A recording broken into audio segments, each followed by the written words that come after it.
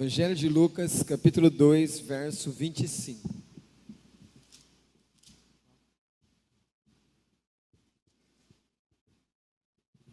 Achamos? Nós vamos ler até o verso 32. Diz assim a palavra de Deus: Havia em Jerusalém um homem chamado Simeão, homem este justo e piedoso, que esperava a consolação de Israel, e o Espírito Santo estava sobre ele. Revelara-lhe o Espírito Santo que não passaria pela morte antes de ver o Cristo do Senhor. Movido pelo Espírito, foi ao templo, e quando os pais trouxeram o menino Jesus para fazerem com ele o que a lei ordenava, Simeão o tomou nos braços e louvou a Deus, dizendo: Agora, Senhor, podes despedir em paz o teu servo, segundo a tua palavra, porque os meus olhos já viram a tua salvação, a qual preparaste diante de todos os povos, luz para a revelação aos gentios e para a glória do teu povo de Israel. Amém. Vamos orar?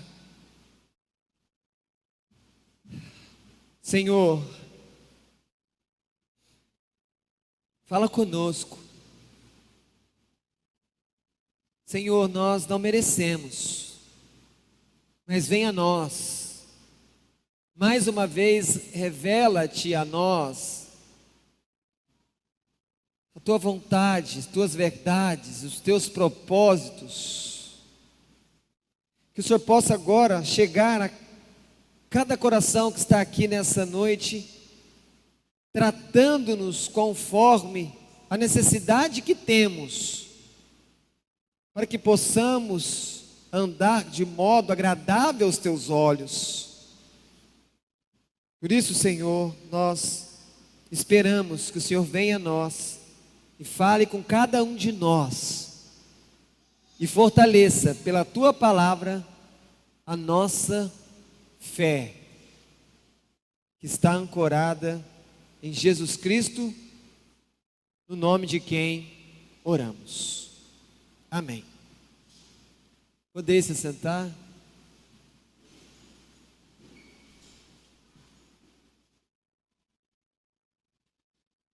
Lucas é o evangelista que mostra mais detalhes sobre o nascimento e a infância de Jesus. Aqui nesse capítulo 2 e no capítulo 1, nós temos aqui, de maneira muito importante para mim e para você, qual é a reação que alguém que ama a Deus, alguém que espera por Deus, reage quando tem uma experiência com Deus, quando encontra Jesus Cristo. E aquilo que Lucas mostra de maneira sistemática nos seus 2 primeiros capítulos, é que quando alguém tem um encontro com Deus, com Cristo, esse alguém vai sempre responder com adoração, louvor, reconhecendo quem é o Senhor, a grandeza de Deus, atributos de Deus. Se nós voltarmos ao capítulo 1, você pode voltar comigo no verso 46 do capítulo 1. Nós temos aqui Maria, quando entende o que está acontecendo com ela, que ela tem um chamado único, ela vai ser a mãe de Jesus. E então ela, após entender isso, ela canta ao Senhor, E ela diz no verso 46: a minha alma engrandece ao Senhor. Esse cântico aqui, lindo, belo, de uma serva de Deus, é chamado de magnificar. Ou seja, Deus é magnífico, Deus é grande, Ele é soberano, Ele é majestade. Era isso que estava no coração dela. Mas se andarmos mais um pouco, vamos chegar no verso 68. E vamos ver uma outra pessoa cantando, outra pessoa adorando. Dessa vez Zacarias, um homem já de idade. Um homem que só pôde ser pai por causa de um milagre do Senhor na vida dele. Zacarias é o pai de João Batista, que vai depois batizar o Cristo.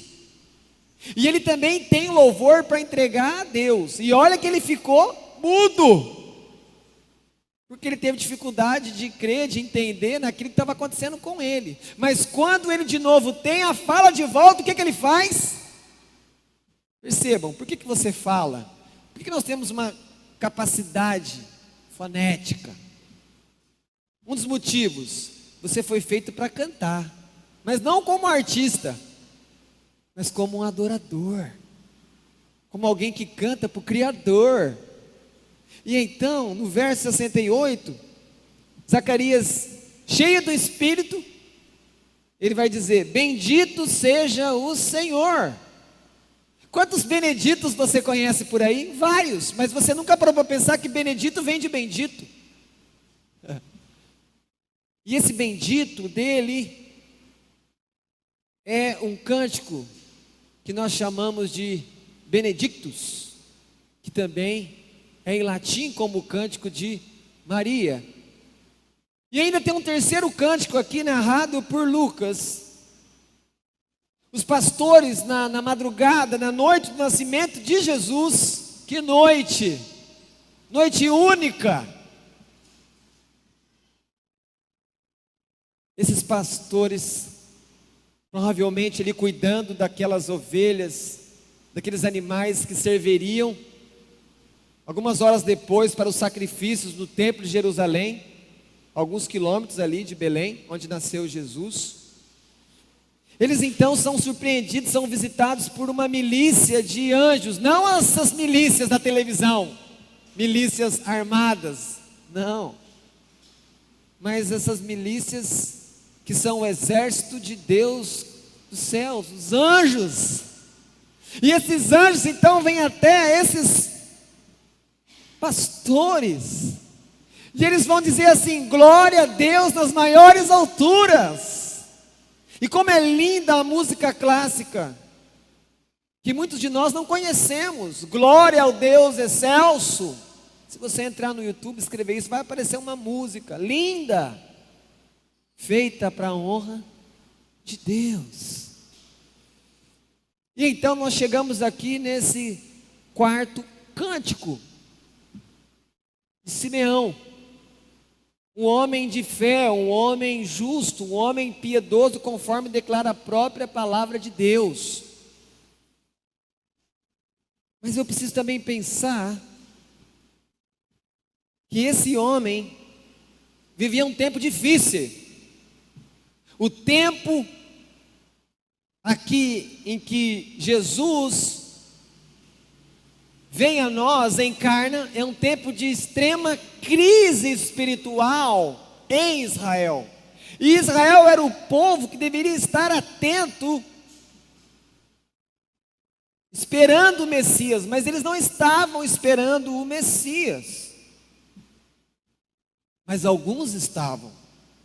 Lembre-se que Deus sempre tem. Quando tudo está indo mal, quando as pessoas estão abandonando Deus, sempre vai ter um remanescente fiel. Sempre vai ter um povo que vai continuar falando assim: eu vou esperar por Deus. Vocês podem ir por outro caminho, eu vou ficar com Jesus, porque não tem um caminho melhor. Ele me dá paz, Ele me dá direção, Ele é minha âncora, Ele sabe me guiar. Percebam que Simeão não estava sozinho entre esse grupo aqui. Indo totalmente diferente da maioria dos judeus que estavam longe do Senhor, não estavam mais atentos à vinda do Messias, prometida por quantos profetas diferentes. Você encontra isso nos livros escritos por Moisés, Isaías. Quantos? Nós percebemos que aqui, junto com Simeão, tinha uma mulher chamada Maria, uma virgem que vai ser a mãe de Jesus. Nós temos uma outra mulher aqui também, profetiza Ana, que vive muito pouco tempo casada e depois ela vai viver décadas na viuvez, mas ela vivia na casa de Deus, ela vivia jejuando, ela vivia buscando ao Senhor, porque ela descobriu que tem uma alegria maior que o casamento, a presença de Deus, se relacionar com Deus. O próprio Zacarias era um servo de Deus, sua mulher Isabel, uma serva, era aqueles que estavam ali esperando o Messias. Então lembre-se, quando as coisas parecem ficar muito difíceis, quando você olhar de lado e achar que não tem ninguém, pode ser que você tenha a experiência de Elias. Senhor, só eu fiquei. Senhor, todo mundo está adorando Baal. Pode ser então que você tenha essa sensação que você está sozinho, mas o Senhor vai falar para você: em Elias, não, tem 7.000 que não dobraram o joelho ao Baal, que ainda me adoram como o único e verdadeiro Deus. Que grupo que você está? Naquele grupo que está longe de Deus, que só está na crise? Ou naquele grupo que fala, não, eu vou esperar pelo Senhor, eu vou estar então no remanescente fiel. Quando nós olhamos esses versos do 25 ao 32, três coisas chamam a atenção aqui. No verso 25 ele começa a falar de salvação, ele está esperando o consolo, e o consolo é o Salvador, é o Messias, a salvação para Israel. Mas aí depois, quando você olha para o outro verso, você vê que ele tem uma palavra de Deus. Então aquele que experimentou a salvação, ele vai agora viver pela palavra, ele vive por aquilo que Deus fala, não pelo que o homem fala. E no final, todo salvo vai ser levado a cumprir o seu propósito maior. Lembre-se que eu preguei há alguns domingos atrás. Nós temos a visão que o maior objetivo nosso é o quê? É ser salvo. Não! O maior objetivo nosso é adorar a Deus, porque só alguém que já é salvo adora a Deus. A missão principal da sua vida é ser um adorador, é ser uma mulher que adora a Deus, porque só os que são salvos, só os que já têm a vida eterna podem adorar, porque tem que ter o Espírito, tem que conhecer a Cristo, ter a verdade. Então Simeão era esse homem justo, piedoso, era um crente que vivia ali na palavra, mas vivia indo para a igreja, vivia esperando que se cumprisse a promessa dele. O Espírito prometeu para ele que ele veria fisicamente o Salvador, o Messias, o Filho de Deus, e ele ficava esperando isso, dia após dia. Mas o início do relato de Lucas, quando ele vai falar de Simeão, se você olhar o verso 25, o que você vai achar? O Espírito Santo estava sobre ele. Aí você olha o verso 26, que o Espírito Santo revela algo para ele. E aí você vai no 27, o Espírito Santo move ele. O Espírito Santo conduz o homem a Jesus. É isso que está aqui. O Espírito Santo está envolvido nessa relação entre Simeão e Cristo, assim como está envolvido na sua relação com Cristo. Como se nós pudéssemos falar que o Espírito habita conosco, o Espírito fala conosco, e nós andamos no Espírito. Por mais que de vez em quando nós estamos pegando outro caminho que não do Espírito, mas Ele nos chama de volta, Ele nos faz voltar para o caminho. Simeão tinha a presença do Espírito com ele. E então esse Espírito levava ele a esperar como homem fiel pela vinda do Messias. E nessa época, nesse tempo aqui no século I, como é que um judeu, alguém que ia ao templo, alguém que dava dízimo, alguém que guardava as festas, a circuncisão em seus filhos, guardava o sábado, como é que eles pensavam na vinda do Messias, do Filho de Deus? Totalmente diferente daquilo que Simeão olhava e esperava. A maioria dos judeus desse tempo aqui do século I, eles tinham a seguinte esperança: Deus vai ouvir as nossas orações e vai vir então o filho de Davi, o Messias, e ele vai vir com uma espada afiada e vai destruir os romanos que estão nos escravizando. A visão de vir o Messias então era uma visão militar. Eles voltavam para Davi e não olhavam para Davi como um adorador a Deus. Eles olhavam para Davi apenas como um rei, como um herói de guerra. Então o Messias seria um herói de guerra. Mas não Simeão. Simeão estava em sintonia com o Espírito. Simeão então esperava que viesse esse Filho de Deus, esse Messias, o nosso Jesus Cristo, como alguém que viesse para iluminar os gentios, as nações que estavam nas trevas, e viesse para que Israel tivesse salvação espiritual, perdão dos seus pecados. O verso 26 mostra-nos que o Espírito dá revelação sobre Deus. Deixa eu dizer algo para você, uma verdade, um princípio.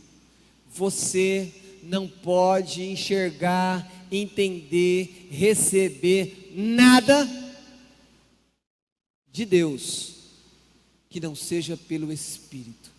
Você não tem condição na sua própria natureza, que é mortal, que é corrompida, que é adâmica, sem o Espírito. É o Espírito que leva você a entender a Escritura. Quantas pessoas leem a Bíblia e falam assim para você: mas eu não entendo. E não vai entender, porque falta o Espírito, falta aquele que ilumina, falta aquele que dá um entendimento. E isso não é uma coisa apenas da razão, mas é algo espiritual, que só Deus pode fazer. O Espírito dá entendimento ao homem. Como é que você acha que aconteceu a sua transformação, a sua mudança? Olha para o seu passado, olhe para a sua vida no pecado, olha para os seus antigos deuses, olha onde estava a sua esperança antes de Jesus, olha para tudo isso. Como é que você saiu de lá? Como é que você conseguiu sair desse labirinto chamado pecado? Como é que você de uma hora para outra sai das trevas para a luz? Quem foi esse eletricista que ligou essa luz para você enxergar a verdade?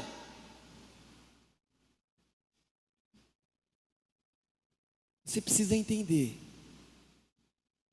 que foi Cristo que buscou você lá na escuridão, lá naquele lamaçal de pecados que você vivia, porque ali estava o seu coração, ali estava a nossa alegria.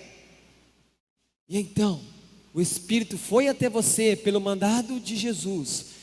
Então seus olhos foram abertos, os seus ouvidos agora conseguem ouvir Jesus te chamando na pregação, no louvor. E agora você olha para Jesus. Ele não é mais o Jesus genérico. Não, Jesus, eu conheço Jesus. Quantas pessoas falam para você: eu conheço Jesus? Não conhece. Se não nasceu de novo, não conhece. Jesus disse isso, mas olha, em teu nome, em teu nome, em teu nome. Ele fala: fiquem longe de mim, eu não vos conheço. Quem conhece Jesus tem intimidade com Ele. E essa intimidade não parte de você, partiu dele. Ele quis ter relacionamento com você. Deus quis ter relacionamento com Simeão. Deus separou Simeão numa geração perdida. E então começou a dar revelação para ele, falar com ele. O Espírito fala conosco. João escreve isso. O Espírito nos ensina. Em terceiro lugar, o verso 27 fala de uma outra ação do Espírito. Quantas vezes você precisava de algo, você esperava uma resposta, e aquilo que você precisava, aquilo que você não estava nem contando, aparece para você. Aquilo que o homem e o mundo costumam chamar de coincidência. Fala: ah, que coincidência, eu precisava falar com você, e você apareceu aqui. Quantas vezes você já falou isso? Quantas vezes? Quantas coincidências teve na sua vida? Não é coincidência. O Espírito levou você. O Espírito trouxe alguém. O Espírito fez uma mensagem chegar para você que você precisava ouvir. O Espírito trouxe você para a igreja quando você estava pensando em desistir da fé. Por causa da frieza do seu coração, dureza. O Espírito não deixa de agir em você, por mais que você não esteja entendendo.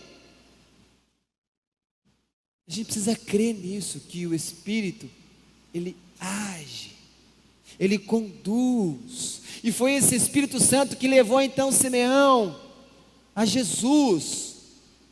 Quantas vezes esse homem poderia ir no templo? E ele foi exatamente no lugar que Jesus estava. Ele tinha vários lugares diferentes para ir no templo. Ele foi no pátio das mulheres, porque se Maria estava lá, tinha um lugar reservado para os homens que ela não poderia entrar. Lembrando que ela estava aqui também fazendo uma oferta pela purificação dela. Ela tinha tido um filho, era 40 dias de impureza na lei mosaica. Mas quem levou o Espírito Santo lá para chegar naquele casal e olhar aquele bebê e falar: esse é o Messias, aqui chegou a salvação? O Espírito de Deus. O Espírito Santo nos leva a Jesus. O Espírito Santo nos leva à igreja, porque na igreja nós encontramos o nosso pastor, Cristo, o pastor das nossas almas. Essa verdade é muito importante. Não foi você quem encontrou Jesus. Eu sei que existe um jargão forte em nossas mentes. Eu sei que um dia você tomou uma decisão, e essa decisão nós podemos chamar de conversão. Um dia você foi lá e você chorou e você entregou. Mas percebam, quantas histórias na Escritura nós percebemos que sempre é Jesus que está vindo até as pessoas, e está trazendo as pessoas até Ele, e como diz Jeremias, Ele traz as pessoas até Ele, os pecadores, os piores, com laços de amor. Mas de uma vez por toda, que você possa conhecer a verdade sobre você mesmo. Não foi você que escolheu a Cristo, Ele escolheu você. Ele foi até você, Ele veio ao Espírito. A boa notícia disso tudo é que se Ele veio a você, se o Espírito foi até você, é impossível você fugir de Deus. E quando eu falo fugir de Deus, eu não falo da presença, eu falo do amor, da aliança, do compromisso, do perdão. Porque se não for isso, a outra opção é: não, foi eu que fui até Jesus. Mas é muito perigoso ouvir isso. Por quê? Porque do jeito que foi, depois pode falar: não quero mais, ir embora. Porque nós somos oscilantes, nós tomamos decisões erradas. Quantas pessoas vocês já viram que foi para a igreja, aceitou Jesus, ficou ali por um tempo, teve um problema, ou sem problema nenhum, falou: não, eu vou voltar para os bailes da vida, eu vou voltar para as bebidas, eu vou voltar para a minha vida. Isso aqui não é vida, isso não pode nada. Quantas pessoas? E você fala com elas: o que aconteceu? Fala: não. Mas a história delas é: não, mas eu aceitei Jesus. Só que depois ela falou: não, eu também depois rejeitei Jesus. Só que ninguém tem coragem de falar que rejeitou, mas está rejeitando. Percebe? A salvação de Deus é um presente. Só que não é nem elegante, cortês você pedir presente. Presente é algo que você recebe. Assim é a salvação. Você recebeu um presente de Deus, Cristo, o Senhor. Ele veio por causa de você. Ele veio para resolver aquilo que você não entende dentro de você. Existe outro ponto aqui importante. Como é que Simeão encontrou Jesus? Porque os pais estavam no templo, mas esse menino era muito pequenininho. Não tinha pandemia na época, estava mais fácil. Mas eles estavam ali porque aqueles pais estavam cumprindo a lei de Deus. Jesus, como filho primogênito de Maria, ele tinha que ser consagrado a Deus. E é isso que eles estavam fazendo. Essa família aqui não teve chá de berço. Eles não tinham uma pediatra à distância de um WhatsApp que você manda o problema e a pessoa te manda o remédio. Eles não tinham o SUS para socorrer. Imagina o parto de Maria. Quem que estava lá? Os bichos, os animais. Mas o mais importante que eu tenho que entender desses pais, eles tinham um compromisso com a palavra e com o Senhor. Então eles foram ao templo, porque eles estavam obedecendo a lei de Deus. Aí vem a aplicação para mim e para você. Como é que você está cuidando dos filhos que Deus te deu? Você está levando os filhos à casa de Deus? Se nós continuarmos lendo aqui o capítulo 2 de Lucas, vai chegar a partir do verso 41, que vai ter aquele episódio em que eles vão para uma festa em Jerusalém. Jesus tem 12 anos, e os pais vão embora, acham que Jesus está no meio da família, mas não, ele ficou e estava na onde? No templo, falando da palavra de Deus. Pais, mães, cuidem bem dos filhos que Deus deu para vocês. Cuidem deles espiritualmente. Cuide da educação deles na escola. Cuidem dos hábitos deles. Ensinem eles a serem educados, a honrar os mais velhos. Mas lembre-se, existe uma mordomia envolvida nisso. Porque nós temos o costume de consagrar os nossos filhos, exatamente como está acontecendo aqui com Jesus. Por que a gente consagra? Porque a gente está dedicando a Deus. E como é que você trata aquilo que é consagrado a Deus? Nós precisamos ser zelosos nessa responsabilidade que Deus deu para você, porque um dia Ele vai chamar você para prestar conta da sua paternidade, da sua maternidade. A partir do verso 28, nós temos aqui então o que acontece quando eu chego à presença de Cristo, à presença de Jesus. Se nós encontramos com Jesus e não nasce um sorriso no nosso rosto, não sai um cântico dos nossos lábios, não vem uma alegria no nosso coração, alguma coisa está errada. Jesus não está impactando mais você. Jesus não causa mais aquele frio na barriga, um suspiro. Nada disso acontece mais. Então você está frio. Você precisa voltar para Ele, para Ele poder te aquecer, para você poder voltar a experimentar que a sua maior alegria é Ele mesmo. Simeão aqui, cheio do Espírito, guiado pelo Espírito, é um homem que quando ele vê Jesus, ele pega Jesus nos braços e ele adora a Deus. Ele começa a cantar e ele canta. Quando nós olhamos Simeão, tendo essa experiência, a gente pode pensar por um instante: poxa, como que seria impactante na minha vida ter vivido no tempo de Jesus, não é? Sabe, eu não precisava ser alguém que andasse com ele não, mas eu só queria estar ali para poder ver ele passar. Poder ouvir a voz de Jesus. Pensa nisso. Como era a voz de Jesus? Como era a face de Jesus? Como era poder tocar nas mãos de Jesus? A gente fica com uma inveja santa de Simeão. Ele pegou Jesus. A gente fica pensando, poxa, João deitava no peito de Jesus e ficava ali. Pedro não, Pedro queria fazer outras coisas. Pedro era o guarda-costas de Jesus. Só que tem uma coisa que a gente não entendeu ainda sobre Jesus. Quando ele estava com os discípulos ali na quinta-feira, instituindo a ceia que nós vamos tomar daqui a pouco, ele disse assim: mas eu vos digo a verdade, convém-vos que eu vá, porque se eu não for, o Consolador não virá para vocês. Se porém eu for, eu vou enviar ele. Nós olhamos para Simeão e falamos assim: nossa, como que seria maravilhoso ter essa experiência. Só que foi uma experiência. Apesar de nós, de maneira precipitada, pensarmos que isso aqui que foi o apogeu, nós não estamos ainda vivendo, entendendo o que essas palavras de Jesus quer dizer para nós e o que foi na vida dos apóstolos.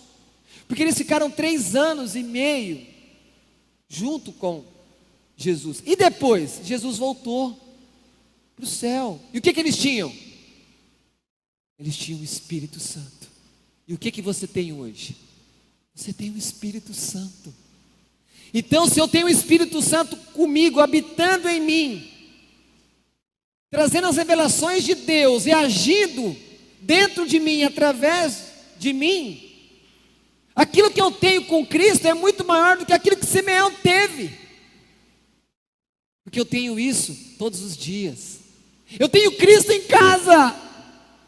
Você pode chegar no final do culto, depois para sua casa, olhar para o céu e ver as estrelas, e lembrar daquilo que Deus falou para Abraão. Ele falou assim: olha as estrelas e tenta contar, assim vai ser a sua descendência. Você pode se emocionar com Jesus na hora de dormir, você pode ler a Bíblia, você pode ter um louvor. Então, para nós somos uma condição muito mais vantajosa do que tinha Simeão. Simeão teve esse encontro. Você encontra com Jesus na hora que você quiser. É só você ir a Ele. E por isso Ele te trouxe aqui. Nós temos Cristo. Cristo está conosco. Só que a gente esquece disso. Mas Ele está, Ele prometeu. E Ele é fiel. E Ele está conosco por meio do Espírito. Mas mesmo assim, ainda tem aquela expectativa. Quando Jesus voltar, eu quero olhar para Ele. Eu quero olhar aquilo que João viu. Aquele brilho, aquela glória, aqueles olhos, aquele cabelo, aquela roupa. Isso é real. Isso vai acontecer. Mas não ache que Simeão teve mais do que você. Não, porque você tem mais. Você tem muito mais revelações de Deus do que Simeão teve. Esse cântico de Simeão, ele se chama Nunc Dimittis, porque quer dizer: Senhor, agora o Senhor pode me despedir.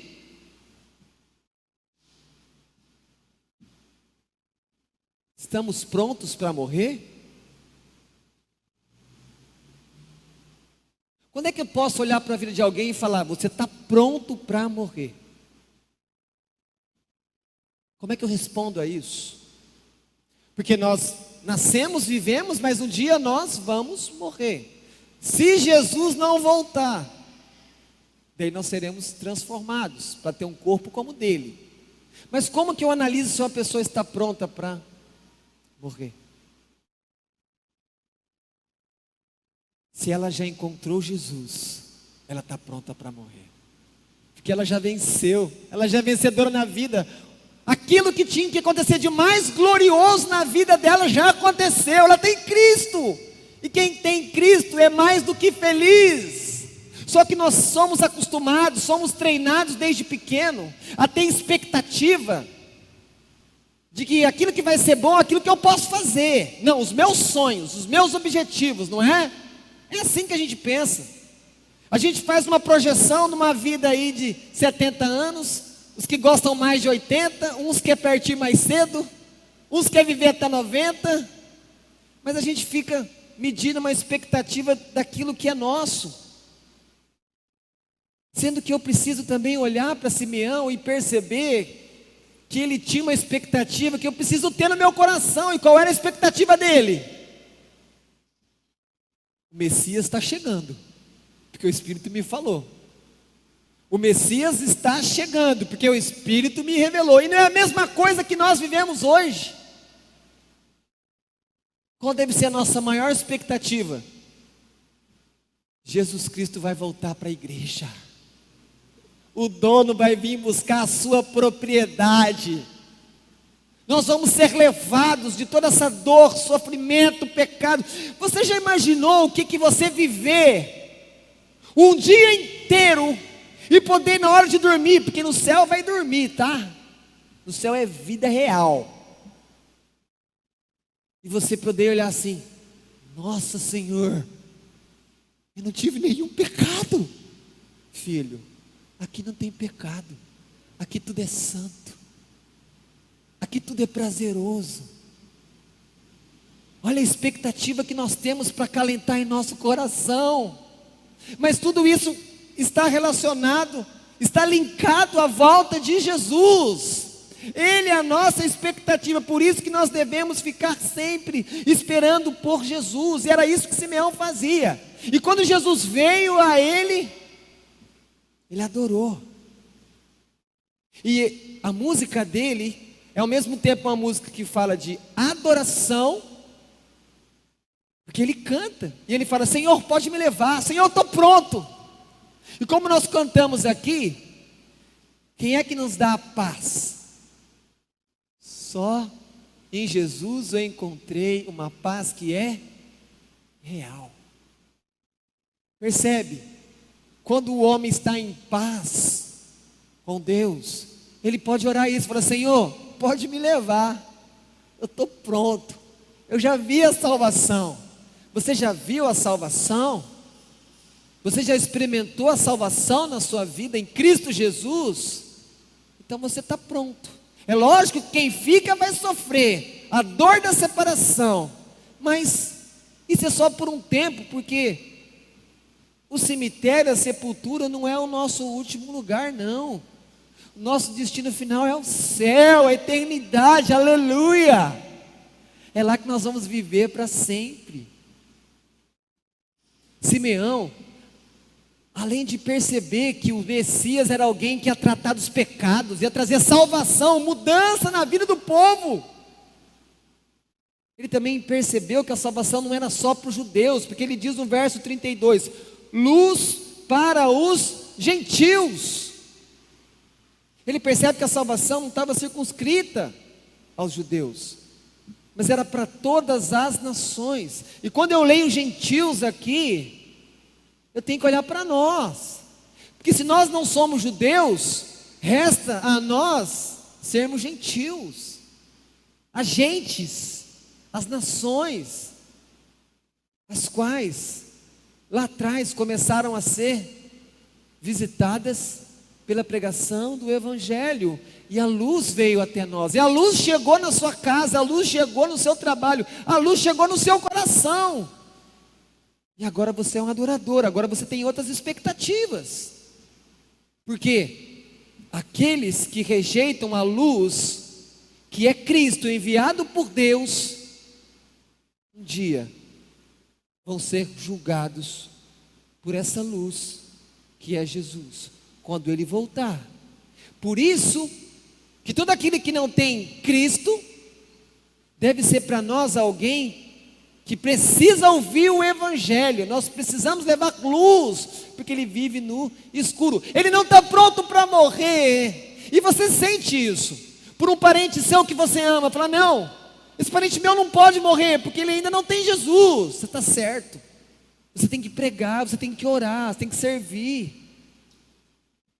Porque somente quem tem Jesus está pronto para partir, para encontrar com Deus na glória. A mesma expectativa que havia em Simeão, eu estou esperando Jesus, é que deve estar no meu e no seu coração. Quem que você está esperando? A pandemia acabar? Não, isso é pequeno. Está esperando os negócios melhorar? Não, isso é pequeno. Está esperando você ter mais filhos? Não, isso é pequeno. Tudo é pequeno. Grande é olhar que Jesus vai voltar para você, vai voltar para receber você para Ele, para você poder gozar Ele eternamente. Simeão era conduzido pelo Espírito, a igreja é conduzida pelo Espírito. O Espírito habitava em Simeão. Isso não é uma coisa normal de encontrar no Antigo Testamento. O Espírito no Antigo Testamento, ele vinha, fazia uma obra na vida das pessoas, depois ele se afastava. Simeão não, o Espírito estava sobre ele. O Espírito está sobre você. Nós somos chamados, como diz Paulo em suas cartas, como diz ele em Efésios, a andar no Espírito, não mais fazer a vontade da carne. E o que Simeão fazia enquanto esperava o Messias vir? Quais eram as expectativas dele? Vai diminuir os impostos romanos. O prefeito de Jerusalém vai melhorar as muralhas, que está muito complicado aqui. Vai diminuir o IPTU. Enquanto Simeão aguardava o Messias, ele obedecia a palavra de Deus. Ele ia ao templo